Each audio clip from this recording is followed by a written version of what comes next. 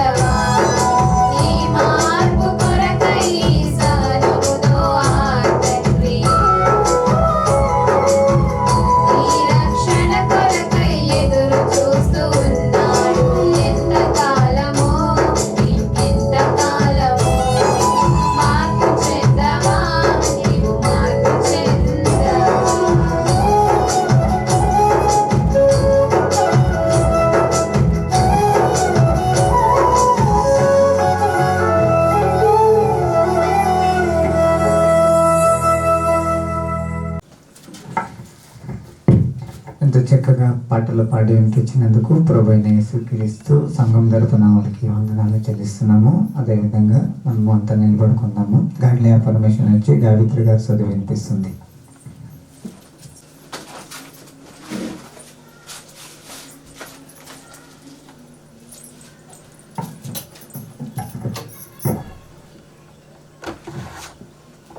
నేను దేవుని కుమారుడను, నా తండ్రి ఆత్మై ఉన్నాడు.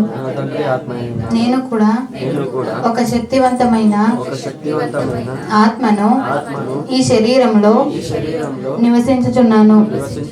నేను పూర్ణ శాంతి గలవాడనై నా తండ్రి వలన కాపాడబడుతున్నాను. నా తండ్రి అయిన దేవుడు ఆయన కుమారుడైన యేసుక్రీస్తు పరిశుద్ధాత్మ సహవాసంలో నేను వర్ధిల్లుతున్నాను. నేను ప్రశాంతమైన మనసుతో దేవుని యందు భయభక్తులు కలిగి ఈ జీవిత యాత్రను కొనసాగిస్తున్నాను. ఇప్పటి వరకు నా జీవితాన్ని ఆయన ఎంతో అందంగా అలంకరించాడు. ఇక మీదట కూడా అలంకరిస్తాడు. నేను ఆ పరలోకపు తండ్రి దయ వలన ఎంతో ఆరోగ్యకరమైన స్థితిలో ఆనందకరమైన స్థితిలో ఆశీర్వాదకరమైన రక్షణ స్థితిలో ఉన్నాను. నేను దేనికి భయపడను. నా తండ్రి నన్ను విడువడు, ఎడబాయడు. ఆమేన్.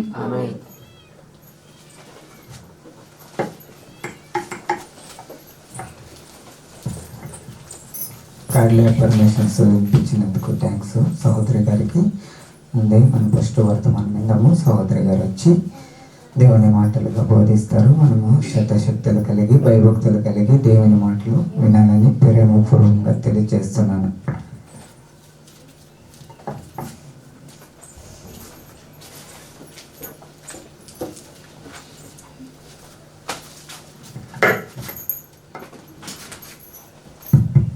చేరి వచ్చిన ప్రతి ఒక్కరికి హృదయపూర్వక వందనాలు చెల్లించుకుంటాను.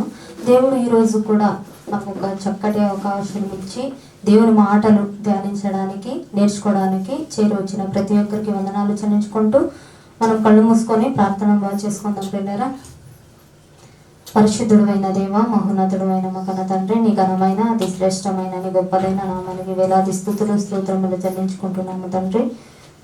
తండ్రి, ఇంతవరకు ప్రభా నీ విలువైన పాటల ద్వారా తండ్రి పాడడానికి తండ్రి శక్తిని బలమును దయచేసి ప్రభా నీ సంఘములో నిలబడే ఒక అర్హతను మాకు ఇస్తూ ప్రతిరోజు తండ్రి నీ మాటల ద్వారా మాకు హెచ్చరిస్తున్న విధానం బట్టి వందనాలు చెల్లించుకుంటున్నాము తండ్రి.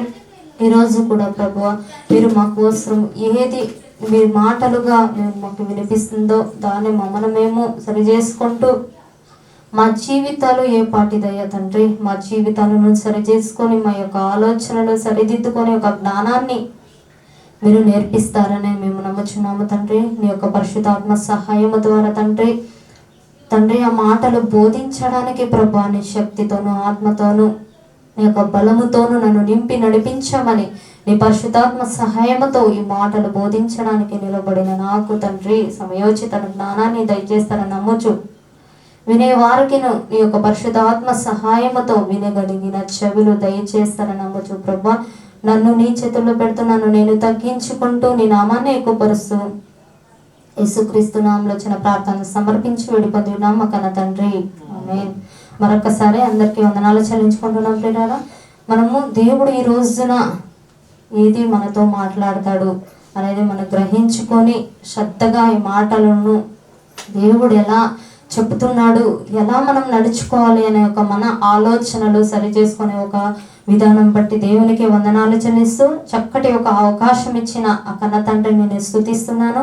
ఈ యొక్క మాటలు వీడు ఒక పదం ఎలా ఉంటుందంటే ఎవరన్నా అలా గొప్ప స్థితిలో ఉండే వాళ్ళకి వీడు వాడు అన్నమంటే మనం తట్టుకోలేము, చాలా బాధ అయిపోతుంటుంది. ఎలాగైనా సరే ఈయనకి గుణపాఠం నేర్పించాలి అనుకుంటూ ఉంటాం. మనం మనుషులు, మన ఆలోచనల విధానం వేరే ఉంటుంది అని దేవుడు ఆ కలిగి ఉన్నదేది ఆయన లేకుండా కలగలేదు. కానీ అలాంటి గొప్ప యేసుక్రీస్తుని ప్రభాని ఎలా మాట్లాడుతున్నాడో నీచమైన విధానంలో మాట్లాడుతున్నారండి. ఒక పద్ధతి లేక, ఒక గౌరవం ఇవ్వక అగౌరవంతో మాట్లాడుతున్నాడు. వీడు అంటే నన్ను దెయ్యములకు అధిపతి అయిన బయల్జెబూలు వలనే దేవుని వెళ్ళగొట్టుచున్నాడు. ఒక గౌరవం లేక మాట్లాడుతూ ఉంటాడు. ఒక భర్తను ఒక నీచమైన విధానంగా మాట్లాడారనుకోండి, భర్త భరించగలదా? నిజంగా భరించలేడు. ఒక భార్యను కానివ్వండి, భర్త ఏదన్నా తిట్టాడు అనుకోండి, భరించలేదు. చెయ్యని ఒక తప్పుని నేను నిందలు పాలవ్వాలన్నా భరించలేదు. దాన్ని నొప్పుగా ఫీల్ అవుతూ ఉంటుంది. నన్ను ఇలా తిట్టాడా, నన్ను ఇలా కొట్టాడా అంటే అదే ఫీల్ అవుతూ ఉంటుంది. ఆ ఆలోచన నుంచి రావాలంటే ఒక వారం 15 దినాలు కావచ్చు. అలాంటి ఒక పరిస్థితిలో మనుషులుగా మనం ఉంటాము. కానీ దేవుడు ఆ ఆలోచనలు ఆయన నిజంగా అక్కడ ఏమైనా చేయగలడు. కానీ ఎందుకు చేయట్లే? తండ్రిని నేను వచ్చిన విధానము వేరేగా ఉంది. అంటే నన్ను తండ్రి ఒక పని మీద పంపించాడు. ఆ పని ముట్టించే వరకు ఎన్ని ఇబ్బందులైనా, ఎన్ని ఇరుకులైనా, నన్ను కొట్టినా తిట్టినా నేను భరించాలి అనే ఒక భావముతో యేసుక్రీస్తు ప్రభువారు నడయాడుతున్నాం. మన యొక్క ఆలోచనలు ఎలా ఉంటాయి?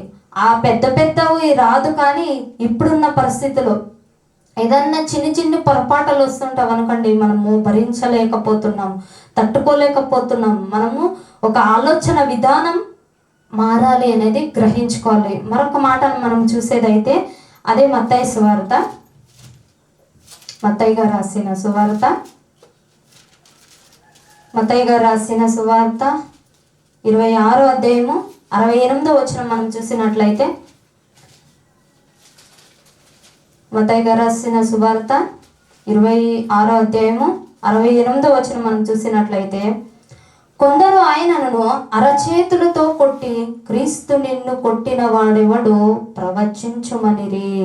కొందరు ఏం చేస్తున్నారంటే, కొట్టి నిన్నెవరు కొట్టారో నువ్వు ప్రవచింపు. ఇలాంటి వాడే కొట్టాడు, ఇలాంటి వాడే నిన్ను కొట్టాడు అని చెప్పు. నువ్వు ప్రవచనం చెప్తూ ఉంటావు కదా, నువ్వు దేవుని మాటలు బోధిస్తూ ఉంటావు కదా, ఎంతోమంది జనాలకి స్వస్థపరిచావు కదా, నిన్నెవరు కొట్టింది అని చెప్పు ఇప్పుడు.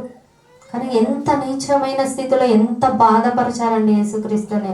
మనం చిన్న వాటికే తట్టుకోలేము. ఇప్పుడు ఎవరన్నా ఏ పని చేయకున్నట్ల ఒక మనిషిని కొట్టాడు అనుకోండి, తట్టుకోగలమా? ఎలాగైనా సరే పోలీస్ స్టేషన్లో వేయాలి అనుకుంటూ ఉంటాం. అది మనిషి ఒక లక్షణం, మనిషి ఒక ఆలోచన చేసే విధానం. కానీ ఇక్కడ ప్రభువారు ఎంత తగ్గింపు, ఆయన తండ్రి చిత్తాన్ని నెరవేర్చడానికి కొందరు ఆయనని అరచేతులతో కొట్టినను ఆయన మౌనంగా ఉండడంటే నిన్ను నన్ను ఆలోచనల్లో సరిచేయాలని, నిన్ను నన్ను ఒక ఊహలలో ఈ లోకంలో ఉండే ఒక ఆలోచన విధానాలను మార్చాలనని ఆ ప్రభువు చెప్తున్న మాట మనం గ్రహించుకోవాలి. మనలో మనం సెట్ చేసుకునేది చాలా ఉంటుందండి. మనం ఏదన్నా 10 మందిలో తిట్టితే తట్టుకోలేక ఒక ఇంట్లో ఏమైనా తిడితే కొట్టుతేలేక అంటే తిట్లేనన్నా వేరేగా ఉంటుందా? తిట్లు రకరకాలుగా ఉంటుందా? ఒకే తిట్లే ఉంటుంది కదా, ఒకే తరగానే కొడుతూ ఉంటారు కదా. కానీ నేను ఏకాంతంగా ఉన్నప్పుడు తిట్టినన్నా భరించవచ్చు, కానీ నేను 10 మంది ఉన్నప్పుడు నేను తిట్లు భరించలేమండి, కొట్టించుకోలేనండి, చాలా బాధపడుతూ ఉంటారు.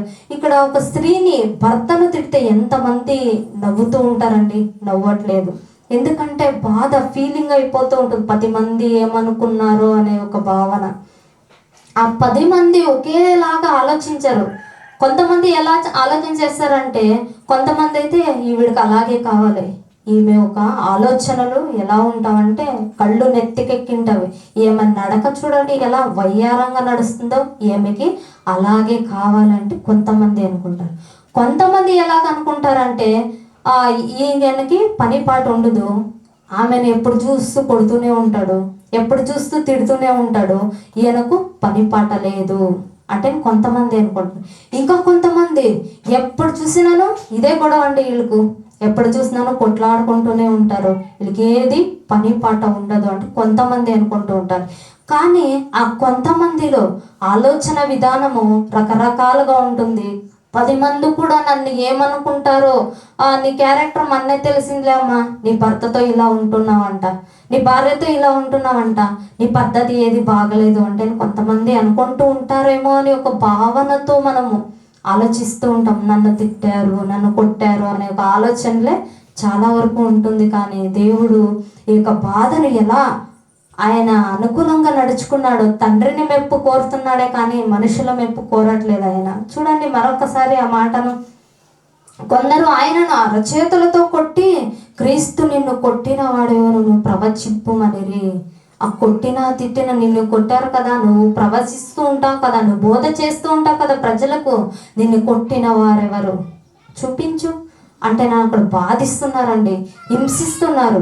కానీ ఇక్కడ మనకు పాఠంగా దేవుడు తగ్గింపు స్వభావాన్ని నేర్పిస్తున్నారు. మన యొక్క ఆలోచనలు మారాలని ఈ యొక్క భావం మనకు తెలియజేస్తుంది. మరొక మాటను మనం చూసినట్లే ఇబ్రీయులకు రాసిన పత్రిక 12వ అధ్యాయము 3వ వచనం ఒకసారి మనం చూసినట్లయితే, ఇబ్రీయులకు రాసిన పత్రిక 12వ అధ్యాయము 3వ వచనం. మీరు అలసట పడకయు మీ ప్రాణములను ఇసుకకయు ఉండునట్లు పాపాత్మలు తనకు వ్యతిరేకముగా చేసిన తిరస్కారమంతయు ఓర్చుకొనిన ఆయనను తలంచుకొనుడి. ఎంత చేశారండి పాపాత్ములు అంటున్నాడు ఇక్కడ. ఆయనకు నిజంగా ఆయన ఏమి చేయలేదు, పరిశుద్ధంగా బ్రతికాడు. కొంతమందిని కళ్ళు లేకుండా వాళ్ళకి కళ్ళు ఇప్పించాడు, కళ్ళు ఇచ్చాడు ఆయనే. సనగా కాళ్ళు లేని ఊచకాళ్ళు పడిపోయేసరికి చిన్నప్పటి నుంచి నడవలేక ఉన్న వారిని స్వస్థత పరిచారు. చిన్నప్పటి నుంచి కళ్ళు లేని వారికి కళ్ళు ఇచ్చాడు. అలాంటి పనులు చేసినప్పటికీ ఎంత వ్యతిరేకంగా నడిచారో, ఎంత పిడిగుద్దులు గుద్దారో, ఎంత ఉమ్మువేతలు వేశారంట. అలాగే మనం చూసినట్లయితే మత్తయి సువార్తలో 27వ అధ్యాయంలో 30వ వచనంలో ఉమ్మివేతలు వేశారంట. అంటే ఒక ఎవరినన్నా ఉమ్మివేసలో పక్క నుండి వెళ్తున్నప్పుడు ఒక క్యాకరి చూసారనుకోండి, ఈయన నన్నే నన్ను ఉంశాడు, ఇంత నీచంగా దిగజారుతారా, నన్ను ఎందుకు ఉంశావు అంటేనని వాళ్ళని మనము చాలా వరకు ఖండిస్తూ ఉంటాం, మాట్లాడుతూ ఉంటాం. నన్నెందుకు అలా ఇది బాధ పెట్టావు, నేను వస్తున్నప్పుడు నన్ను చూసి నువ్వు ఎందుకు ఉంశావు అనుకుంటున్నాము. కానీ దేవుడు ఆ మువేతలంతా ఎందుకు భరించాడండి? నన్ను మార్చాలని, ఆయనున్న చోటికి మనల్ని తీర్చుకొని వెళ్ళాలని. మనము కొన్ని ఆ దేవునికున్న ఒక కష్టాలు ఇక్కడ రాను, కానీ మనకి చిన్ని వస్తూ ఉంటాయి. దానిలో మనము తగ్గించు స్వభావం కలిగి మనం ఓర్చుకోవాలి అనే ఒక సందర్భం ఇక్కడ తెలియజేస్తుందండి. మనం చూసినట్లయితే మరొక్కసారి, మీరు అలసపడకయు మీ ప్రాణములకు విసుగొస్తుంది. ఏంటంటే ఇలాంటి వారితో నేను వేగాల, ఇలాంటి ఒక భర్తతో నేను వేగాల, విసుగొస్తుంది. నేను ఎన్నాళ్ళ వరకు తట్టుకోగలను? భార్య అనుకుంటుంది. అలాగే భర్త కూడా నా భార్యతో ఎన్నాళ్ళ వరకు నేను బాధించాలి, ఈమెతో ఎన్నాళ్ళ వరకు నేను సహించలేకపోతున్నాను, అందుకే నేను భరించలేకపోతున్నాను అంటే అనేవారు కూడా లేకపోవచ్చు. కానీ ఇక్కడ ఆ ప్రభు వారిని పరిశుద్ధంగా బ్రతికిన, నీతి కలిగి బ్రతికిన అలాంటి దేవుని యేసుక్రీస్తు ప్రభువాన్నే ఎంతగా హింసించారు, ఎంతగా బాధ పెట్టారండి. నిజంగా కొరడాలతో కొట్టుతుంటే నిజంగా ఒక్కొక్క కంట వెళ్ళొచ్చేదండి. ఆ బాధ తట్టుకోగలమా? మనం ఇక్కడ రావడానికి ఎవరో ఇక్కడ సంఘానికి వచ్చి ప్రార్థన చేయగానే వచ్చి నరికేస్తారండి, రాళ్లతో కొడతారండి. ఇక్కడికి వస్తే మనం ప్రార్థన చేస్తే అనేవారు ఇక్కడ లేరండి. ఎక్కడ కూడా మనం ప్రార్థన చేసుకోవచ్చు, ఒంటరిగా ఉన్నప్పుడు లేక బయటికి వెళ్ళేటప్పుడు కానివ్వండి, ప్రార్థన చేసుకున్నట్టు. కానీ అలాంటి ఒక స్థితిలో యేసుక్రీస్తు ప్రభువారు ఉన్నప్పుడు కాలంలో నిజంగా దేవుని నమ్మిన వారిని, ప్రజలని రాళ్లతో కొట్టేవారు. ఆ కళ్ళ ముందు బిడ్డలను కోల్పోయిన తల్లివారు ఉంటారు, తల్లిదండ్రులను కోల్పోయిన పిల్లల వారు ఉన్నారు. అలాంటి కాలంలో కూడా ప్రభు నా కోసం వస్తాడు, నా కోసం మేలు చేస్తాడని నమ్మి గృహాలలో, కొండలలో బ్రతికారే. కానీ అలాంటి ఒక పరిస్థితులు ఇప్పుడు లేదండి. ఎక్కడైనా స్వేచ్ఛగా ప్రభువుని, వాక్యాన్ని ప్రకటించగలము, దేవుని నామాన్ని మహిమపరచగలము. ఇంట్లో కూడా, బయట కూడా, మనం ఎక్కడైనా వెళ్ళేటప్పుడు కూడా ఆయన వాక్యాన్ని పెట్టుకొని వినేటప్పుడు ఎవరు కూడా ఇబ్బంది కలిగించరు. మీరు ఎందుకు యేసుక్రీస్తుని నమ్మారు, మీరు నమ్మకూడదు అంటే ఎవరు రాళ్లతో కొట్టారో మనకు. కానీ అపోస్తుల కాలంలో నిజంగా వాళ్ళతో రాళ్లతో కొట్టారు, రంపాలతో కోయబడ్డ అలాంటి ఒక ఇప్పుడు రావు అవన్నీ. చిన్న చిన్నవి ఏదన్నా రావచ్చేమో, కానీ అప్పుడున్న కాలం వేరు, ఇప్పుడున్న పరిస్థితులు వేరు. కానీ చిన్న చిన్నటి వాటిలో మనము ఆలోచన విధానం మార్చుకోవాలి. ఆలోచన విధానం మారితే నిజంగా ఆయనకు అనుకూలంగా నిలిచిన వారం అవుతాం. అలాగే మనం చూసినట్లయితే, మీరు అలసటయు పడకయు మీ ప్రాణములకు విసుకకయు ఉండునట్లు పాపాత్మలు తనకు చేసిన వ్యతిరేకము చేసిన తిరస్కారం అంతయు ఓర్చుకొని ఆయన వైపు తలంచుకునుడి. ఆయన వైపు మనము చూడాలి. భక్తులు నడియాడిన ఒక రీతిలో విశ్వాసులు ఎలా నడుచుకున్నాడో, వాళ్ళు కూడా మనలాంటి ఒక మనుషులు కదా, మన వంటి స్వభావము కలిగిన మనుషులు కదా. మనం ఎలా ఉంటున్నాము, చిన్న చిన్న పొరపాటుల్లో మనం ఎలా పడిపోతున్నామేమో. మన ఒక ఆలోచన విధానము, మనము హృదయంలో చేస్తున్న ఒక ఆలోచన విధానం మారాలి. మన యొక్క ఆలోచన విధానం మారితే నిజంగా ఆయనకు అనుకూలంగా నడవగలం. అలాగే మనం చూసినట్లే రక్తము కారునంతగా ఇంకా దానిలో ఎదిరింపలేదు. మనం ఏదన్నా ఇప్పుడు పోరాడుతున్నామా, రక్తం కారునంతగా.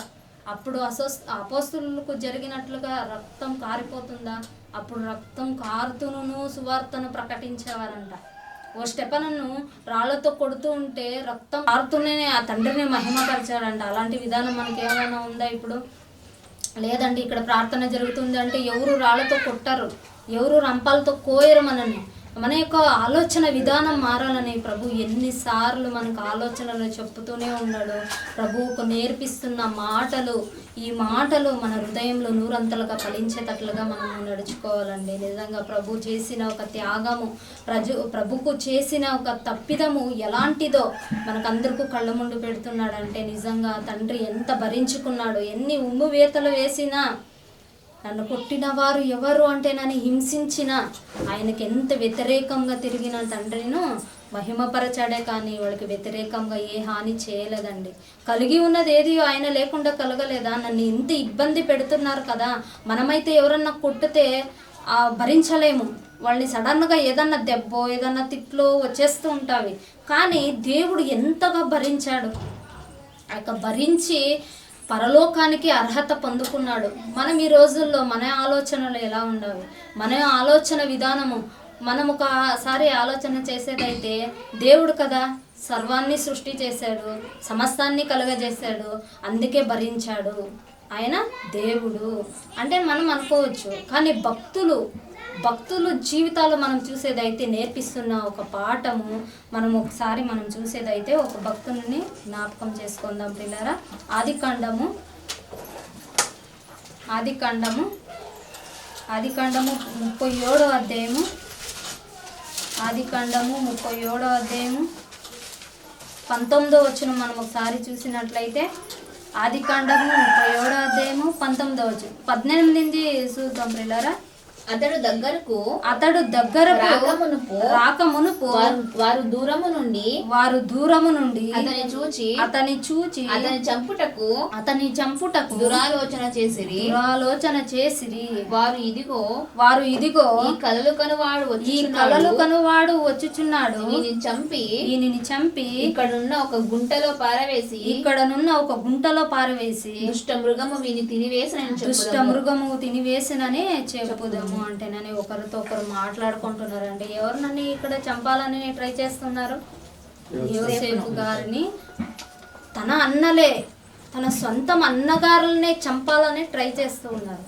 ఎందుకంటే వాళ్ళకి ఆలోచన విధాలు దుష్ట హృదయము, దుష్ట ఆలోచనలు వచ్చింది. అక్కడ దుష్ట ఆలోచనలు కలిగి నిజంగా యోసేపు గారిని ఎంతో హింసించారు. రకరకాలుగా ఎలాగైనా సరే ఈయన చంపేయాలని సహోదరులు అనుకోనిన్న ఒక ఆలోచనలో మా అన్నగారు ఇలా ఆలోచన చేస్తున్నారు అంటే నన్ను ఏదన్నా వ్యతిరేకంగా మాట్లాడలేదండి. నిజంగా సహోదరులారా అని పిలిచాడే తప్ప ఇక దుష్ట ఒక ఆలోచనలు చేయలేదు. కానీ తానని చంపాలనే వాళ్ళ సహోదరులే పన్నాగం పండారు. అంత పన్నాగం పండినప్పటికీ నిజంగా ఎన్ని ఎదుర్కొన్నాడంటే చాలా ఎదుర్కొన్నాడండి. ఒక సహోదరులు నన్ను చంపివేస్తారు అనే ఒక భావన ఒకతోటైతే ఆ యొక్క పరిశుద్ధాత్మ సహాయం ద్వారానో లేక ఆ యొక్క మాటలను తండ్రి మాటలను జవజాటకున్నట్ల విధేయత కలిగి తండ్రి ప్రేమతో ఆయన విధానం ఆలోచన విధానం నిజంగా చాలా పర్ఫెక్ట్గా ఉందండి. మనం చూసే విధానము బాగుండాలని, మన యొక్క ఆలోచన విధానం బాగుండాలని నేను కోరుకుంటున్నాను. మరొకసారి నేను చూసినట్లయితే 19వ వచనము, వారు ఇదిగో కలలు కనువాడు వచ్చుచున్నాడు, వీడిని చంపి ఇక్కడున్న ఒక గుంటలో పారవేసి ఎలా అంటేనని ఒక ఆలోచన, చెడ్డ ఆలోచన వచ్చింది. ఎంత బాధించినను నిజంగా ఆ బాధలో కూడా ఏది అనుకోలేదు. నా తండ్రి ఉన్నారు అంటేనని ఆయనను మహిమపరిచాడే, కానీ ఎంత బాధ వచ్చినా అమ్మి వేసిన ఆ గుంటలో నుండి తీసి వాళ్ళ అన్నగారులు అమ్మి వేసిన నన్ను ఇలా చేశారే అని బాధపడినోడు కాదండి. ఇదంతా మేలు కొరకే అనుకున్నాడు. ఐగుప్త దేశానికి నిజంగా సైన్యంకు అధిపతిగా నిలిచాడు ఆయన. అలాంటి ఒక హెచ్చించు స్వభావము కలిగి భక్తుల జీవితాలను మనం చూస్తూ ఉన్నాము. మనకైతే అప్పుడున్న పరిస్థితులు ఇప్పుడు రావు. మన ఎవరిని ఇప్పుడు గుంటలోకి వేయరు. మీరు ప్రభుని నమ్మారు కదా, మేము హింసిస్తాము, మేము కొడాలతో కొడతాము అనేవారు ఎవరూ లేదు. ఇప్పుడు చిన్ని వాటికి కూడా మనం కూర్చోలేము. వాక్యాన్ని విందాము అనే ఒక గ్రహింపులో కూడా కొంతమంది ఉండరు. వాక్యాన్ని ఎలా ధ్యానించాలి, ఎలా నేర్చుకోవాలి అనే ఒక విధానం మనం నేర్చుకునేదైతే మనము ఒక ఆలోచన, మనము చేసే ఒక ఆలోచనను మారాలని ఈ రోజున ఈ మాటలు దేవుడు మన కళ్ళ ముందు ఉంచాడు ప్రియులారా. ఆయనకు చేసిన ఒక వ్యతిరేకాన్ని మనం గుర్తు చేసుకునేదైతే ఆయన వైపు మనము చూడాలి. భక్తులు ఎంత వ్యతిరేకించినా, భక్తులు ఎంత కొరడాలతో వాళ్ళని కొట్టిన రాళ్లతో చంపినను దేవునికి వ్యతిరేకంగా వెళ్ళలేదండి. మన పరిస్థితుల్లో ఈ జీవితంలో మనం ఎలా ఉండాలి, మన యొక్క ఆలోచన విధానం ఈ రోజుల్లో ఎలా ఉండవని నేను గ్రహించుకోవాలని నేను మనస్ఫూర్తిగా కోరుకుంటూ ఈ యొక్క మాటలు నేను ముగిస్తున్నాను. కళ్ళు మూసుకొని మనం ప్రార్థన చేసుకుందాం ప్రియులారా. పరిశుద్ధుడైన దేవ, మహోన్నతుడైన మా కన్న తండ్రి, నీ ఘనమైన అతి శ్రేష్టమైన నీ గొప్పదైన నామానికి వేలాది స్థుతులు స్తోత్రములు చెల్లిస్తున్నాము తండ్రి. ఇంతవరకు ప్రభువా, మీరు చేసిన ఒక త్యాగాన్ని బట్టి, మీరు పొందిన ఒక దెబ్బలను బట్టి, మీరు అవమానపాలైన ఒక మాటలను బట్టి మేము ధ్యానిస్తుండగా ప్రభువా, మేము మా జీవితాలు చిన్న వాటికి మేము కృంగిపోతున్నాము, చిన్న వాటికి మేము పడిపోతున్నామేమో తండ్రి. మమ్మల్ని మేము తండ్రి మీ వైపు చూస్తూ భక్తులు ఎలా జీవించారో, వాడు ఎలా నడుచుకున్నారో విధానం బట్టి నీకు వందనాలు చెల్లిస్తున్నాము. చూస్తూ ప్రభా, నీ వైపు చూస్తూ మేము అడుగులు వేయుటకు సహాయము చేయమని మమ్మల్ని నీ చేతుల్లో పెడుతూ మా ఆలోచన విధానం మారాలని, మా హృదయంలో ఒక పుట్టే విధానం మారాలని తండ్రి మీరు ఇస్తున్న విధానం బట్టి వందనాలు చెల్లించుకుంటూ ప్రభా, ఇంతవరకు ప్రభా నీ మాటలుగా మేము బోధించడానికి నీ యొక్క ఆత్మ సహాయంతో మమ్మల్ని నడిపించి విన విధానం బట్టి వందనాలు చెల్లిస్తూ నన్ను నేను తగ్గించుకుంటూ నీ నామాన్ని ఎక్కుపరుస్తూ యేసుక్రీస్తు నామంలో వచ్చిన ప్రార్థన సమర్పించి వేడుకొని మా కన్న తండ్రి, ఆమేన్. మరొకసారి అందరికీ వందనాలు చెల్లించుకుంటున్నామండి. Thank you.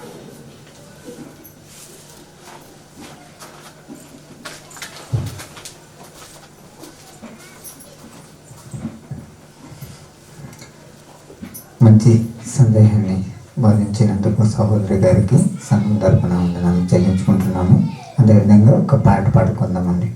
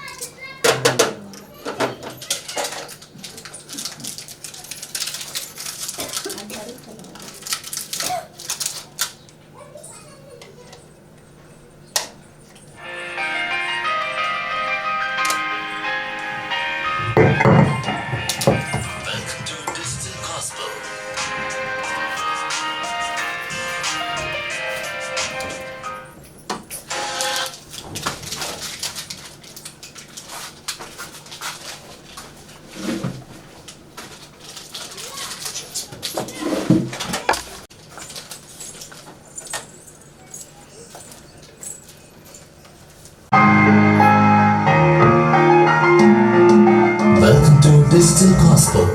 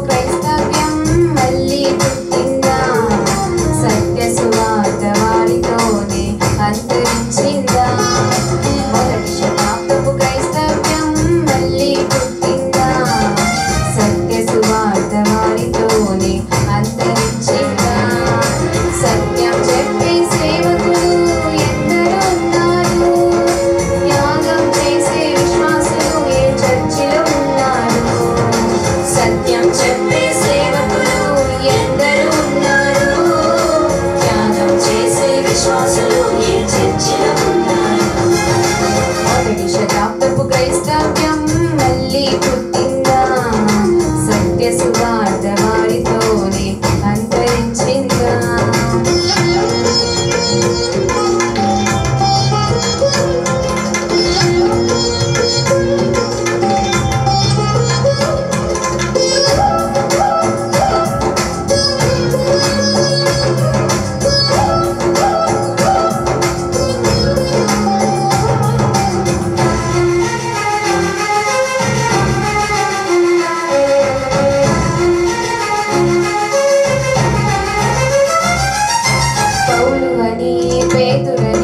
వారి పేరులే పెట్టుకొని వారికి వలనే బ్రతకని వారు మనలో ఉన్నారు.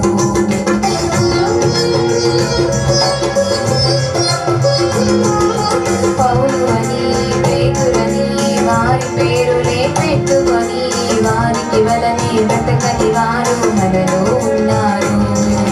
పేరుకు తగిన విశ్వాసులే పూర్వీకులు, పేరుకు మాత్రమే విశ్వాసులు అనేకులు. పేరుకు తగిన విశ్వాసులే పూర్వీకులు, పేరుకు మాత్రమే విశ్వాసులు అనేకులు. మొదటి శతాబ్దపు క్రైస్తవ్యం మళ్ళీ పుట్టిందా, సత్య సువార్త వారితోనే అంతరించిందా.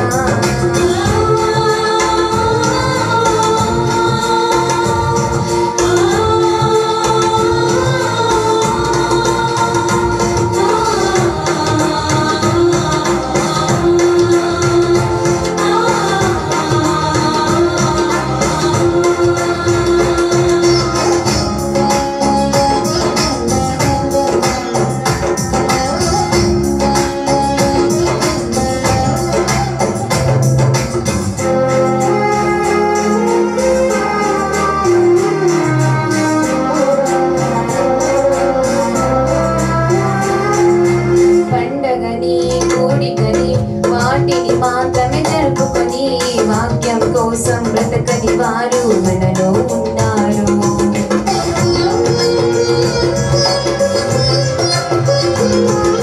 పండగని కూడికని వాటిని మాత్రమే జరుపుకొని వాక్యం కోసం బ్రతకని వారు మనలో ఉన్నారు.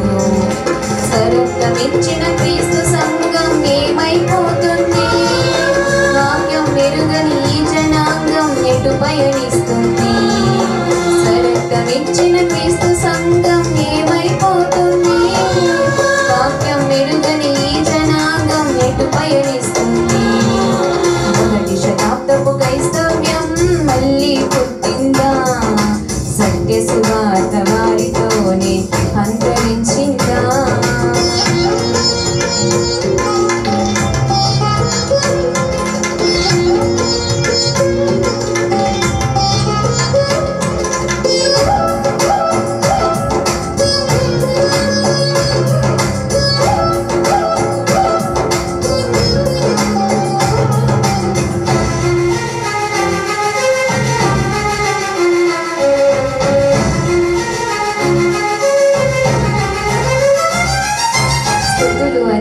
స్తోత్రమని పెదవులతో చెప్పుకొని భక్తిని యుక్తిగా మార్చిన వారు మనలో ఉన్నారు.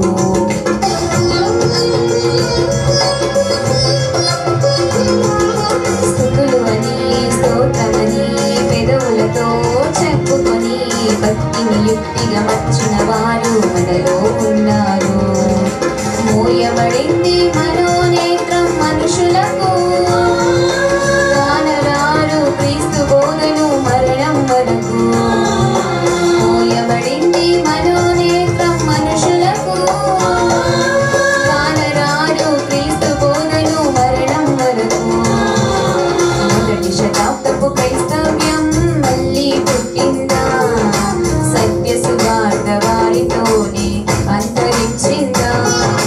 మొదటి శతాబ్దపు క్రైస్తవ్యం మళ్ళీ పుట్టిందా, సత్య సువార్త వారితోనే అంతరించిందా. సత్యం చెప్పే సేవకులు ఎందరో ఉన్నారు, త్యాగం చేసే విశ్వాసులు ఏ చర్చిలో ఉన్నారు. సత్యం చెప్పే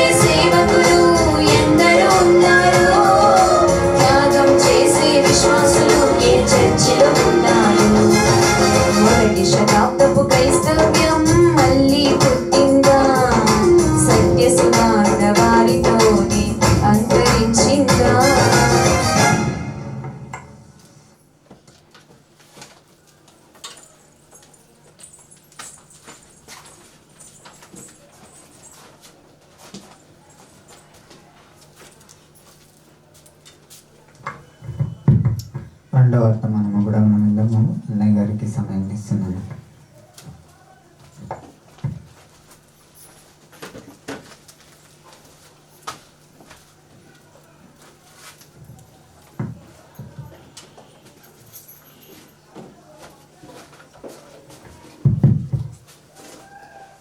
కళ్ళు మూసుకొని ప్రార్థించుకొని వాక్య భాగంలోకి వెళ్దాం.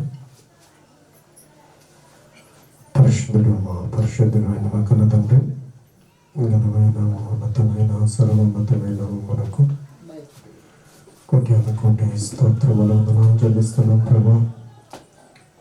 మీరు మిమ్మల్ని కనికరించి దయచూపి అయినా మరొక దినాన్ని ఇచ్చి మరొక దినములో ఈ మాటలు ధ్యానించుకోవడానికి, ఈ మాటల ద్వారా మా బ్రతుకులు దిద్దుకోవడానికి, మమ్మల్ని మేము సరి చేసుకోవడానికి మీరు ఇచ్చిన ఈ అవకాశమును బట్టి మీకే కృతజ్ఞతాస్తుతులు చెల్లిస్తున్నాము తండ్రి.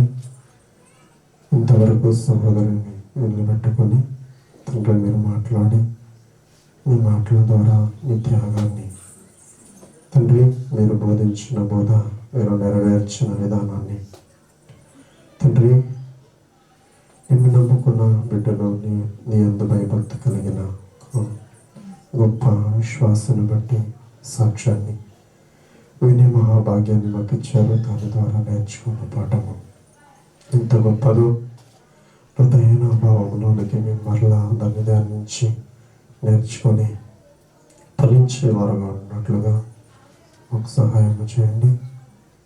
రెండో వర్తమానము ద్వారా కూడా మీరే నాతో మాట్లాడి తండ్రి నీ మాటలను తండ్రి పిల్లలకు అర్థమయ్యే విధముగా నాకు అర్థమయ్యే విధముగా పరిశుద్ధాత్మ దేవుని సహాయం ద్వారా నేర్చుకున్నట్టుకు ముందున్నటువంటి సమయాన్ని మీ అధీనంలో ఉంచుకోండి.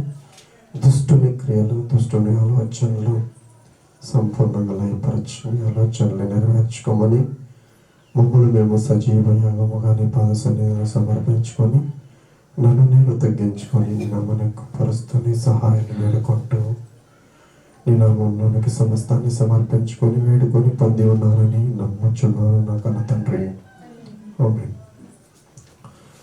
పేరిట చేరి వచ్చిన మీ అందరికీ మరొకసారి నా హృదయపూర్వక వందనాలు చెల్లిస్తున్నాను. పిల్లల మంచి యొక్క సందేశాన్ని మనము నేర్చుకున్నటువంటి చిన్నపాటి సందేశమైన చాలా లోతైన భావాలు దానిలో ఉన్నాయి.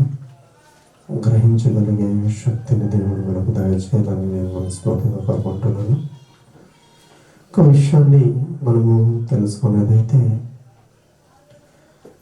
ఒక 2 విషయాలు చాలా విశేషంగా సబ్జెక్ట్లో మనం చూసాం. దేవుడు నా నిమిత్తము మీరు హింసించబడి బాధించబడినప్పుడు మీరు సంతోషించండి, చాలా సంతోషించండి, మీకు పరలోకములో దాని ప్రతిఫలం మీకు దొరుకుతుంది అని చెప్పారు. అది ఆయన జీవితంలో ఇక్కడ నెరవేర్చాడు. ఆయన ఎవరు పంపిస్తే, తండ్రి పంపిస్తే కుమారుడు తండ్రిని ఆశ నెరవేర్చినప్పుడు ఆయన సంతోషపడ్డాడు. ఆయన సంతోషం ఎలా ఉండేదంటే కొడుతున్నప్పుడు కూడా ఆయన సంతోషించాడు. కొరడంతో కొడుతుంటే, హింసిస్తుంటే, బాధిస్తుంటే ఆయన ఏమన్నాడు? మీరు తెలియదు కాబట్టి వీరిని క్షమించు ప్రభువా అన్నాడు. అది తండ్రి చిత్తం. నేను ఏ పర్పస్ మీద ఈ లోకానికి వచ్చానో, దేని ద్వారా నా ఉద్దేశం ఏంటో, తండ్రి పంపించిన ఉద్దేశం ఏంటో వీరికి తెలియదు కాబట్టి వీరు ఏం చేస్తున్నారు? కొడుతున్నారు, హింసిస్తున్నారు, బాధిస్తున్నారు. కాబట్టి వీరిని క్షమించమని చెప్పాడు. ఆయన భరించాడు, అన్ని ప్రతి ఒక్కటి భరించాడు. కొరడా దెబ్బలు భరించాడు, ముళ్ళ కిరీటాన్ని భరించాడు, అపహాస్యాన్ని భరించాడు, ఉమ్ము వేస్తే భరించాడు. అలాంటి చాలా విషయాలు ఆయన బాధ పెట్టారు మనుషులు. యూదా జాతి వారిని రక్షించడానికి ఆయన వచ్చాడు. మనం ఎవరైనా యూదా జాతి వారా? ఇక్కడ ఉన్నవారు ఎవరైనా యూదా జాతి వారు సంబంధం పెట్టినవారు అసలు ఇండియాలో కూడాను ఎక్కడో దొరుకుతారంటే ఎక్కడో ఒక రైతులు దొరికితే యూదా జాతి వారు అపూర్వంగా వచ్చి ఉన్నారు. మనమైతే కాదు. మనము దేవుని దృష్టిలో అన్యులైన మనకి ధన్యత కలిగింది. దేని ద్వారా అంటే ఆయన రక్షణ ద్వారా, ఆయన మన కోసం వచ్చి బలి ఇవ్వడం ద్వారా రక్షణ కలిగింది. ఇంకొక విషయాన్ని కూడా సహోదరి లేవనెత్తారు. విషయంలో చాలా ముందుకు వెళ్ళలేకపోయింది, సమయము భయం తక్కువ ఉన్నందువల్ల తెలియదు. కానీ ఆయన ఎలాంటి విశ్వాసి అంటే మనలో ఇక్కడే ఒకరు లేరు, భూమి మీద కూడా ఇక్కడ ఇప్పుడు కూడా ఉన్నారో లేదో కూడా తెలియదు. అలాంటి విశ్వాసం, ఎంత గొప్పదైన విశ్వాసం ఆయన. ఎవరు చెప్పండి, ఎవరండి? యోసేపు గారు. ఇప్పుడే కదా విన్నాము, చాలాసేపు అయిందని.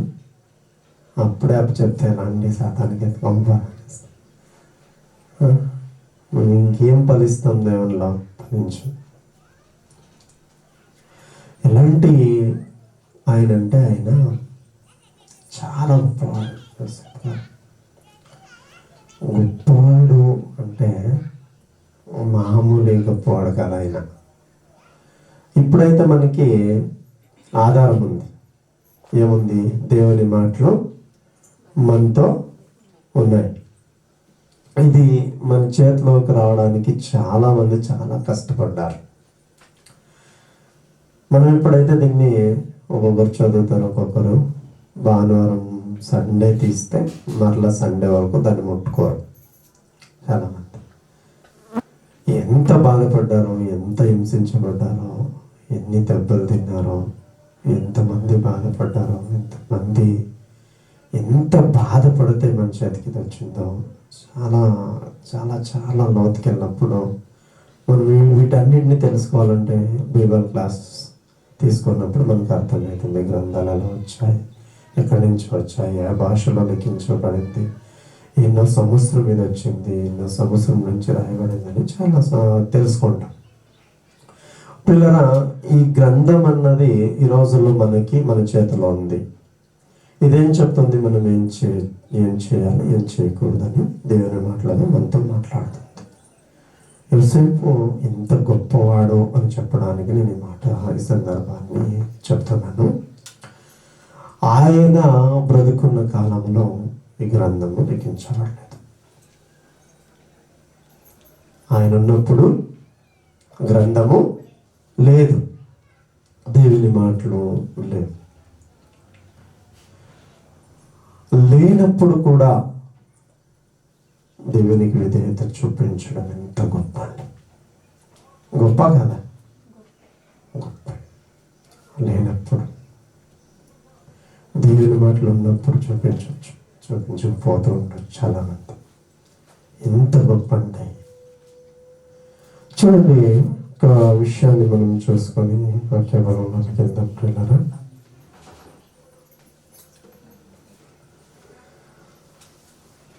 ఆయన ఒక పోతిఫర్ ఇంట్లో పనిచేస్తున్నప్పుడు, నమ్మకంగా ఆయన తీసుకొని వచ్చి పోతిఫర్ ఇంట్లో పనిచేయడానికి ఆయన పెట్టినప్పుడు, తన భార్య, పోతిఫర్ భార్య తనను ఆశించినప్పుడు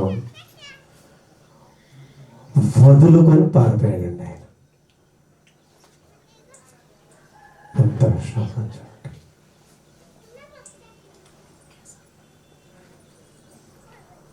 ఇది గొప్పదా కాదా? విశ్వాసం. దేవునికి విరుద్ధంగా నేను పాపం చేయను. అది ఆయన గొప్పతనం, చాలా గొప్పతనం. పిల్లరా, ఒక వచనము మనం చూసుకొని ముందుకెళ్దాం. సామెతల గ్రంథము నేటి కాలంలో, ఆ కాలంలోనే ఎటువంటి దేవునికి విధులైన పిల్లలు ఉండేవారో ఎంత గొప్ప మాటలు మనకు బోధిస్తూ గ్రంథంలో రాయించి ఉంచారు. వాటిని తెలుసుకుంటూ మనం ఈ రోజుల్లో నేర్చుకోవాల్సినటువంటి ముఖ్యమైనటువంటి పాఠాలు ఎంత బాగుంటాయో నిజంగా. చూడండి 4వ అధ్యాయము, సామెతల గ్రంథము 4వ అధ్యాయము 23వ వచనములో సొలొమోను గారు, జ్ఞాని అయిన సొలొమోను గారు రాస్తున్నటువంటి, రాయించి మన కోసం కూడా ఉంచినటువంటి మాటలు మనం నేటి కాలంలో చూస్తున్నాము. వాటి ద్వారా చాలా సత్యమైన మాటలు ఇక్కడ రాయబడి ఉన్నాయి. వాటి ద్వారా మనం గ్రహించుకోవాల్సిన ఆవశ్యకత కూడా చాలా ఉంది ఈ రోజుల్లో మనకు. చూడండి, నీ హృదయములో నుండి జీవదారులు బయలుదేరును. కాబట్టి అన్నిటికంటే ముఖ్యముగా నీ హృదయమును భద్రముగా కాపాడుకున్నాము. దేన్ని కాపాడుకోవాలంట? హృదయాన్ని కాపాడుకోవాలంట. నిజంగా బయటకు కనబడదైతే కాపాడేవారమే, బయటకు కనబడితే కాపాడుకునేవారమే. కనబడుతుంది హృదయం, బయటికి కనబడుతుందా? మరి ఎలా కాపాడుకోవాలి దాన్ని? నిజంగా ఆయన చెప్పినటువంటి ఈ లోతైన భావము ఎంత గొప్పదంటే చాలా గొప్పది ప్రియులారా, చాలా గొప్పదైనటువంటి మాట ఇక్కడ రాయించాడు. ఏం రాయించాడు? నీ హృదయములో నుండి జీవదారులు బయలుదేరును. కాబట్టి అన్నిటికంటే ముఖ్యముగా మీ హృదయమును భద్రముగా కాపాడుకున్నాడు. మనం ఈ రోజుల్లో చూసేదైతే మనం ఏది తెచ్చినా, ఏది కట్టుకున్నా, ఏది కొన్నా, ఏది మనకు దొరికినా దాన్ని ఏం చేస్తామండి? మనము భద్రం చేసుకుంటాం. ఏదో ఒకటి కొన్నాం, దాన్ని భద్రం చేసుకుంటాం. ఏది కొన్నాము? కారు కొన్నాం అనుకోండి, భద్రం చేసుకుంటాం. బంగారం కొన్నాం అనుకోండి, ఆడవారికి చాలా ఇష్టం కదా, బంగారం కొన్నాం. అలా 80,000 ఇచ్చి తెచ్చాము. నెట్టింట్లో పెట్టేస్తాము, లాకర్లో పెడతాం. తెచ్చి లాకర్లో పెడతామంటే దానికి ఏమి ఇస్తున్నాం? మనము విలువిస్తున్నాం, చాలా విలువిస్తున్నాం. కాబట్టి దాన్ని ఏం చేస్తున్నాము? భద్రం చేసి లోపల భద్రంగా దాపెట్టేస్తాం. ఎవరికి కూడా దొరికేది, ఇంట్లో ఉండేవాళ్ళు కూడా అది దొరకకూడదు. కొంతమంది దొరికితే ఏమైందని తెలుసా? కొంతమంది ఇంట్లో ఉంటారు, కొంతమంది ఒక డ్రింక్స్కి హ్యాబిట్ అయిన వారు, లేదా ప్యాకెట్కి హ్యాబిట్స్ అయిన వారు, అలాంటి వారు ఎవరైనా మగవారు ఇంట్లో ఉంటే ఆడవారు ఏం చేస్తారండి? వాళ్ళకు కూడా దొరకకుండా ఏం చేస్తారు? భద్రం చేస్తారు. ఎందుకంటే అది దొబ్బేస్తారు. ఎందుకంటే అందుకే కొట్టుకొని వచ్చేస్తారు. తెలియదు దాని వాల్యూ. కొన్నావు కాబట్టి, కష్టపడి కొన్నావు కాబట్టి దాని వాల్యూ నీకు తెలుసు. దేవుడు హృదయాన్ని మనకి ఇచ్చాడు కాబట్టి దాని వాల్యూ దేవునికి తెలుసు. ఆ హృదయము నీకు బాగుంటే నువ్వు ఖచ్చితంగా దేవుని దగ్గరికి వెళ్తావు. హృదయం చెడిపోయింది అనుకో, మనం ఏ పాటికి మనం వెళ్ళలేం దేవుని దగ్గర, దేవుని చూడలేం. ఏది చెడిపోతే? హృదయం చెడిపోతే. నేటి కాలంలో కనపడే వాటికి చాలా ప్రాముఖ్యత ఇస్తూ ఉంటారు. ఇస్తున్నామా? ఇస్తున్నాం. కనబడని హృదయమును దేవుడు చూస్తున్నాడు. అది బాగుండాలి అంటున్నాడు. హృదయం బాగుంటే తప్పక నువ్వు నన్ను చూస్తావు, నాతో ఉంటావు. లేదంటే నువ్వు ఉంటావు. ఎవరైనా సరే, నేనైనా సరే, మీరైనా సరే, ఎంత గొప్ప పాస్టర్గా ఉన్నవారైనా సరే, ఎన్ని సంవత్సరాల నుంచి సేవ చేస్తున్నవారైనా సరే, వాళ్ళ హృదయం బాగుంటేనే దేవుని చూస్తారు. అందుకే ఇంకొక మాట హృదయం గురించి మాట్లాడుతూ చూడండి, యెరెమీయా గ్రంథములో ఒక మాట యెరెమీయా ప్రవక్త చెప్తున్నాడు. యెరెమీయా గ్రంథము 17వ అధ్యాయము 19వ వచనము మనం చాలా సార్లు తెలిసినటువంటి వచనం ఏది?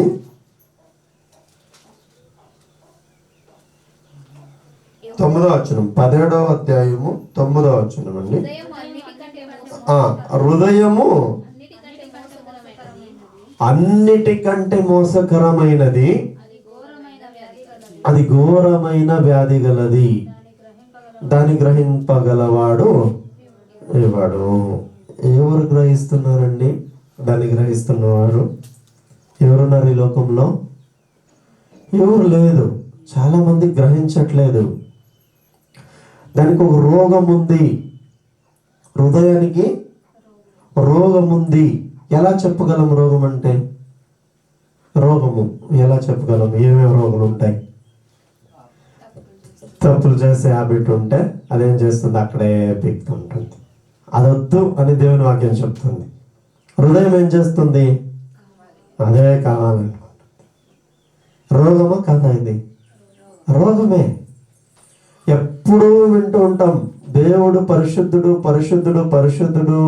పరిశుద్ధమైన దేవుణ్ణి నమ్ముకున్నాం మనం పరిశుద్ధులుగా ఉండాలని ఎప్పుడూ అనుకుంటూనే ఉంటాం. కానీ ఆ హృదయం ఏం చేస్తుందండి? చెడు అలవాట్లు నేర్చుకున్నటువంటి హృదయం ఏం చేస్తుంది? ఆ అలవాటును కోరుకుంటూ ఉంటుంది. నువ్వు ఈ పరిశుద్ధత పరిశుద్ధత పరిశుద్ధత ఎప్పుడంటే దేవునిలో ఉన్నప్పుడు, దేవుని వాక్యం చదువుతున్నప్పుడు, ప్రార్థనలో ఉన్నప్పుడు, దేవునితో ఐక్యముగా ఉన్నప్పుడు ఇక్కడ చూస్తుంది. కానీ మరలా బయటికి వెళ్ళినప్పుడు, అటువంటి వ్యక్తులు కనబడినప్పుడు, అలాంటి క్రియలు మన కళ్ళకు కనబడినప్పుడు హృదయం ఏం చేస్తుంది? దాన్నే కోరుకుంటుంది. దేవునికి అసహ్యమైన దాన్నే కోరుకుంటుంది. అలాంటి స్వభావం ఉంది. అందుకే యెరెమీయా గారు చెప్తున్నారు, హృదయము అన్నిటికంటే మోసకరమైనది. అది మోసం చేస్తుంది. ఎవరిని మోసం చేస్తుందండి? అది మనల్ని మోసం చేస్తుంది. పక్కవారి హృదయం కాదు, మన హృదయం మనల్నే మోసం చేస్తుంది. ఎంత లోతైన భావాలు భక్తులు తెలుసుకున్నారంటే నేటి కాలంలో, ఆ కాలంలోనే చాలా సంవత్సరాల క్రితం జరిగినటువంటి ఈ సందర్భం చూడండి. సామెతలు రాసింది ఎవరండి? సామెతలు రాసింది సొలొమోన్. కొన్ని వేల క్రితం, సంవత్సరాల క్రితం రాసినటువంటి సందర్భాలు నేటి కాలంలో కూడా మనకు కూడా ప్రయోజనకరంగా ఉన్నాయి అవి. నేడు మేమెవరు మోసపోతలేదు అన్నవారు ఎవరైనా ఉన్నారు? హృదయం మాట వింటలేదు నేను అన్నవారు ఎవరైనా ఉన్నారా? ఉన్నారండి? లేరు, కనబడతలేదు. అంటే వాక్యం సత్యము, వాక్యము సత్యము మనకు అవసరము. అందుకే ఇంకొక మాట ప్రియులారా, ఇంకొక మాట చూద్దాం. యెరెమీయా గ్రంథము 4వ అధ్యాయము, యెరెమీయా గ్రంథము 4వ అధ్యాయము. దేవుని వాక్యము చూడండి ప్రజల్ని ఎలా హెచ్చరిస్తూ నడిపిస్తూ వస్తుంటుందంటే, యెరెమీయా గ్రంథము 4వ అధ్యాయం 1వ వచనం నుండి చూడండి. ఇదే యెహోవా వాక్కు, ఇశ్రాయేలు నీవు తిరిగి రానుద్దేశించిన ఎడల నా యొద్దకే రావలెను. ఏం చెప్తున్నాడు ఇక్కడ? ప్రజలకు, తను ఏర్పరచుకున్నటువంటి ఇశ్రాయేలు ప్రజలకు దేవుడు మాట్లాడుతూ ఏం చెప్తున్నాడు? నువ్వు తిరిగి రానుద్దేశించిన ఎడల నా యొద్దకే రావలెను. ఎక్కడ రావాలను? నా యొద్దకే రావలను. అందుకే అదే చూడండి, ఇంకొక మాట, ఆ మాట అన్వయముగా ఇంకొక మాట చూసుకుందాం ప్రియులరా. సామెతల గ్రంథము, ప్రసంగి గ్రంథంలో రాయబడింది. చూడండి 12వ అధ్యాయము 7వ వచనము. కరెక్ట్. చూడండి ఒకసారి. ప్రసంగి గ్రంథము 12వ అధ్యాయం 7వ వచనము. ప్రసంగి గ్రంథము 12వ అధ్యాయం 7వ వచనము. మన్నైనది వెనకటి వలె మరలా భూమికి చేరును, ఆత్మదాన దయచేసిన దేవుని యొద్దకు మరలా పోవును. చూడండి ఇక్కడ లింక్ అవుతుంది. అక్కడ ఆ యెరెమీయా గ్రంథము 4వ అధ్యాయము 1వ వచనం అలాగే తీసి పెట్టుకోండి ప్రియులరా. యిర్మీయా గ్రంథము 4వ అధ్యాయం 1వ వచనం అలాగే తీసి పెట్టుకుంటూ ప్రసంగి గ్రంథము చదవండి. మన్నైనది వెనకటి వలె మరలా భూమికి మన్నైనది వెనకటి వలె మరలా భూమికి చేరును. ఎక్కడి నుంచి తీశాడండి మనుష్యుని దేవుడు? మట్టి నుండి తీశాడు. మరలా మట్టికి చేరినప్పుడు, భూమిలో కప్పెట్టినప్పుడు దేహం ఎక్కడ చేరుతుందండి? మట్టిలోకే కలిసిపోతుంది. ఇప్పుడు మన్నును చూసినప్పుడు మనం ఆలోచించినప్పుడు కొన్ని సంవత్సరాల నుండి మనిషి చనిపోతే ఏం చేస్తున్నారు? మట్టి చేస్తున్నారు, మన్ను చేస్తున్నారు. మన్ను చేసినప్పుడు ఆ శరీరం ఏమైపోతుంది? మన్ను అయిపోతుంది. మన్ను అయిపోతుందా? రైటేనా? రైటే. ఆత్మ, దేవుడిచ్చినటువంటి ఆత్మ ఎక్కడ చేరాలి? దేవుని వద్దకే చేరాలి. ఇది దేవుని ఉద్దేశం. దేవుడు మనల్ని చేసి భూలోకానికి పంపించి భూలోకములో సమస్తాన్ని అనుభవించి మరలా మీరు ఎలాగో మట్టి అయిపోతారు, మీ ఆత్మ ఎక్కడ చేరాలి? నా ఎద్దకే చేరాలి. ఇప్పుడు యిర్మీయా గ్రంథం చదవండి. యిర్మీయా గ్రంథం 4వ అధ్యాయం 1వ వచనం చదవండి. ఇదే యెహోవా వాక్కు, ఇశ్రాయేలు, నీవు తిరిగి రానుద్దేశించిన ఎడల నా ఎద్దుకే రావలెను. ఎక్కడ పోవాలండి ఆత్మ? దేవుని యొద్దకే పోవాలి. దేవుని యొద్దకే పోవాలి. అదే దేవుడు కోరుకుంటున్నాడు. అందుకే మనల్ని ఇక్కడికి పంపించి, ఆయన తన కుమారుని పంపించి తన త్యాగాన్ని నేర్పించి మనకి పాఠాలు నడిపిస్తున్నాడు. ప్రియులారా, తన ఎద్దుకే చేరాలి, రావలెను. నీవు ఇటు అటు తిరుగుట మాని. ఏం చెప్తున్నాడండి? నీవు ఇటు అటు తిరుగుట మాని నీ హేయ క్రియలను నా సన్నిధి నుండి తొలగించి. హేయ క్రియలను నా సన్నిధి నుండి తొలగించు. దేవుని సన్నిధి ఎక్కడ ఉంటుందండి? ఎక్కడ ఉంటుంది దేవుని సన్నిధి? హృదయంలో ఉంటుంది. ఆ హృదయంలో నుండి నీ హేయ క్రియలను ఏం చేయాలి? తొలగించుకోవాలి. తొలగించుకున్నప్పుడు, ఆ తొలగించినటువంటి హృదయం కలిగి నువ్వు జీవించినప్పుడు నువ్వు ఖచ్చితంగా నన్ను చూస్తావు. ఖచ్చితంగా చూస్తావు. అందుకే యేసు ప్రభువు వారు కొండ మీద ప్రసంగంలో 5వ అధ్యాయం 8వ వచనంలో ఒక మాట చెప్పారు చూడండి. 5వ అధ్యాయం 8వ వచనంలో మత్తయి సువార్త, కొండ మీద ప్రసంగం ఎక్కడ ఉందండి? మత్తయి సువార్తలో 5వ అధ్యాయంలో చూడండి. 5వ అధ్యాయం 8వ వచనం అదే మాట చెప్తాను చూడండి. హృదయ శుద్ధి గల వారు ధన్యులు. ఎందుకు కాపాడుకోవాలండి హృదయాన్ని? అన్నిటికంటే జాగ్రత్తగా కాపాడుకోమని సులభంగా చెప్పారు కదా.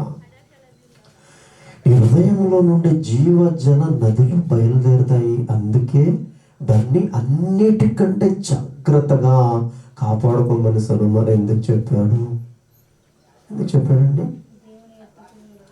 ఆ హృదయ శుద్ధి కలిగి ఉంటే దేవుని నువ్వు చూస్తావు.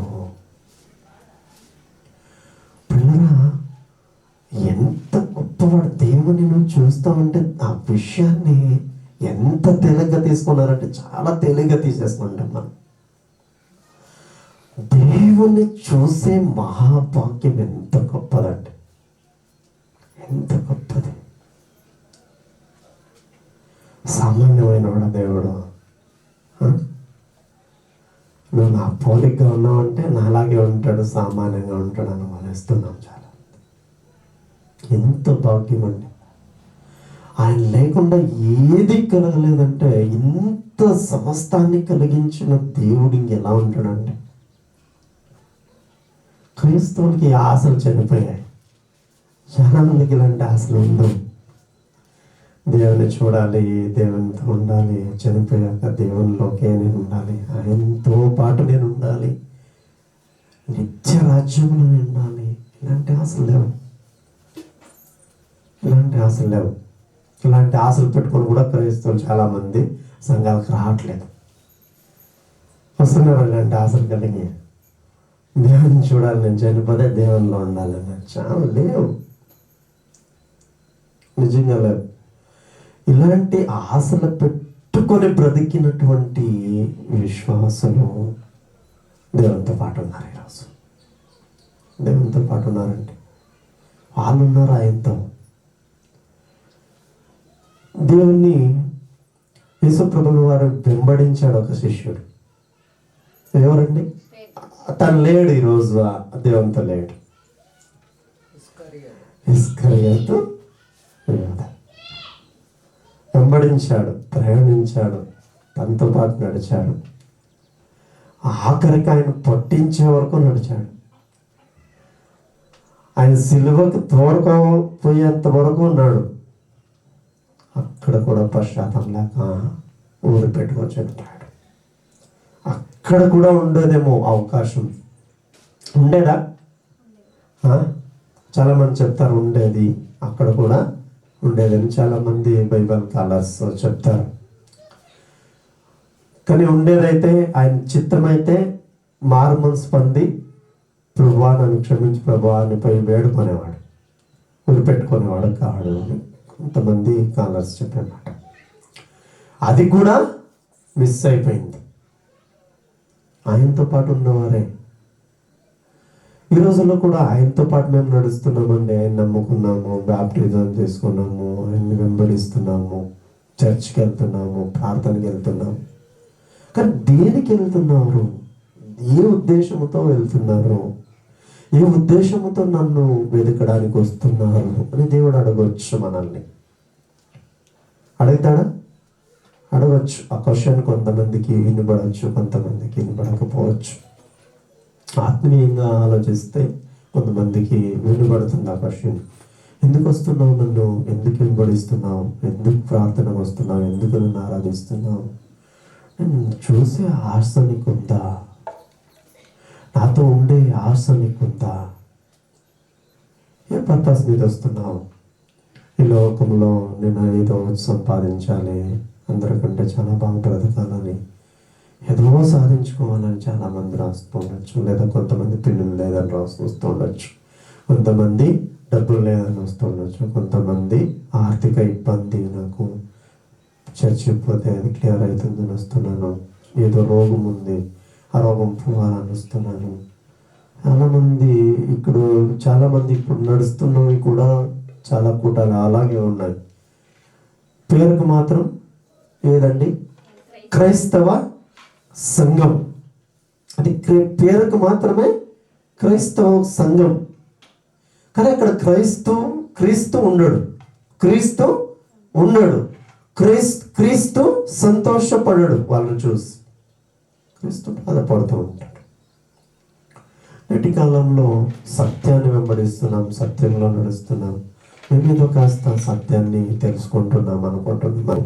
ఆలోచించాలి. దీనికోసం నేను వస్తున్న సంఘానికి ఏది నా ఆశ? ఏది ఆశపడి నేను వస్తున్నాను సంఘానికి? ఏది ఆశిస్తున్నాను? దేవుని దగ్గర నుంచి నేను ఏది పొందుకోవాలనుకుంటున్నాను అని మనం ఆలోచించాలి. ప్రియులారా, దేవుని చూడాలని ఆశ మనకుంటే, దేవునితో నేను ఉండాలి, యుగ యుగాలు ఉన్న ఆశ మనకుంటే మనం చేయాల్సిన పని ఏంటి? ఈరోజు హృదయము శుద్ధి చేసుకోవాలి. 5వ అధ్యాయము 8వ వచనం, మత్తయి సువార్త వచనం మరలా చూసుకొని మనం ముందుకెళ్దాం. ప్రియులారా, హృదయ శుద్ధి గలవారు ధన్యులు, వారు దేవునిని చూచెదరు. ఆయన చెప్పిన మాట. ఆయన లోకములోకి వచ్చి త్యాగం, తన శరీరాన్ని, తన ప్రాణాన్ని మన కోసం వదిలేక మునుపు చెప్పినటువంటి మాట. మనం ఏం చేయాలి? మన హృదయాలు శుద్ధి చేసుకోవాలి. ఇరిమియా గ్రంథం 4వ అధ్యాయానికి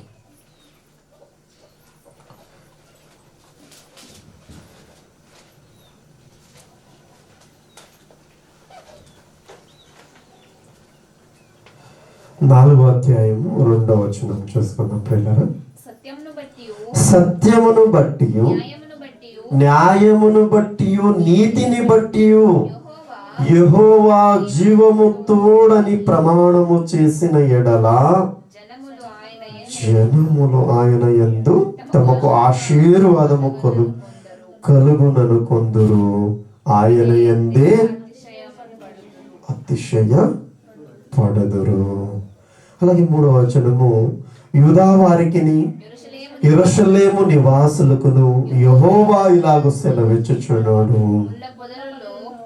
ముళ్ళ పొదలలో విత్తనములు చెల్లక మీ బీడు పొలములలో దున్నుడి అవిధేయులై ఉండుట మానుకొని. చూడండి ప్రియులరా, ఈ వచనం మనకు చాలా అవసరం. ఈ రోజు కూడా మనకు అవసరం. ఆ రోజుల్లో యూదా వారికి యెరూషలేము వారికి ఇలాగ సెలవిచ్చని యెరెమీయాతో దేవుడు మాట్లాడినప్పటికీ కూడా ఈ రోజు కూడా మనకు అవసరమైనటువంటి వచనం 4వ అధ్యాయం 4వ వచనంలో, యెరెమీయా గ్రంథము 4వ అధ్యాయం 4వ వచనములో అవిధేయులై ఉండుట మానుకొని మీ దుష్ట క్రియలను బట్టి ఎవడును ఆర్పు వేయలేనంతగా నా ఉగ్రత అగ్ని వలె కాల్చుకుంటున్నట్లు యూదా వారులారా యెరూషలేము నివాసులారా యెహోవాకు లోబడి ఉండుడి. దేవునికి లోబడి ఉండుడి. దేవునిని ఆరాధించడానికి వస్తున్న ప్రజలారా దేవునికి లోబడి ఉండుడి. హృదయాన్ని శుద్ధీకరించుకోవాలంటే మనం చేయాల్సినటువంటి పని దేవునికి లోబడి ఉంటే తప్ప మన హృదయము శుద్ధిగా ఉండదు. లోబడిన వారే స్థిరులుగా ఉంటారు, కానీ లోబడని వారు ఉండరు, దేవుణ్ణి చూడరు. యేసోపు లోబడ్డాడా లేడా? ఎలా లోబడ్డాడు? అవకాశం దొరికింది. ఎవరైనా ఉన్నారు అక్కడ? ఆమె నాతో శయనించని బట్ట పట్టుకున్నప్పుడు ఇంట్లో ఎవరు లేనప్పుడే పట్టుకునింది. లొంగాడా? లొంగలేదు. ఏం చేశాడండి? బట్ట అక్కడే వదిలేసి ఇలాంటి వారు దేవునికి ఇష్టం. ఇలాంటి వారు దేవుని పిల్లలు. ఇలాంటి వారని దేవునికి కావాలి. అలా ప్రమాణాన్ని పట్టుకున్నప్పుడు అన్ని జనుల విషయాన్ని తెలుసుకుంటే దేవుని నమ్ముతారండి. దేవుని వీళ్ళంటే ఇలా ఉంటారా? అవకాశం ఉన్న వల్లుంగరా, పడిపోరా, ఇంత బలంగా ఉంటారా? దేవుని మాట ఇంత సత్యం, ఇంత ప్రమాణపూర్వకంగా దాన్ని అంగీకరిస్తారా? వీళ్ళు దేవుడు నిజమైన దేవుడు అంటే మంచి క్యారెక్టర్స్ ఉంటుందా దేవుని బిడ్డలతో? అది చూపించాలంటున్నాడు. దేవుని బిడ్డలైన మనము ఇతరులకు మాదిరిగా ఉండాలి. దేవుని పిల్లలు తప్పు చేస్తే మీరు నమ్ముతారా? నమ్ముతారండి? మనల్ని చూసి ఎవరైనా వస్తారా? రారు. ఇప్పుడు మనం చాలా సార్లు విన్నటువంటి మాటే చెప్తుంటారు, పాటించరంటారు కదా. వాళ్ళు చెప్తారండి, నీతి మంత్రులు చాలా నీతి మాటలు చెప్తారు, కానీ పాటించరంటారు. దేవుడు ఏం చెప్తున్నాడు మనకు? ఏం చెప్తున్నాడు? 4వ వచనంలో ఆఖరి లైన్లో యెహోవాకు లోబడి ఉండుడి. లోబడి ఉండుడి. తన భార్యకు ఒక భర్త ఏదో ఒక చెప్పాడంటే అది వింటూ ఉందంటే ఏం చేసినట్టు? లోబడి ఉన్నట్టు. నువ్వేం చెప్పాను, నేను చెప్పినట్టు నువ్వు వినంటుందంటే, నేను చెప్పినట్టు నువ్వు విను అంటుందంటే లోబడుతుందా? లోబడినట్ట. అందుకే మనము దేవుడు చెప్పిన మాట వింటున్నామంటే, దాని ప్రకారంగా చేస్తున్నామంటే లోబడుతున్నట్టు, లేదంటే లేదు.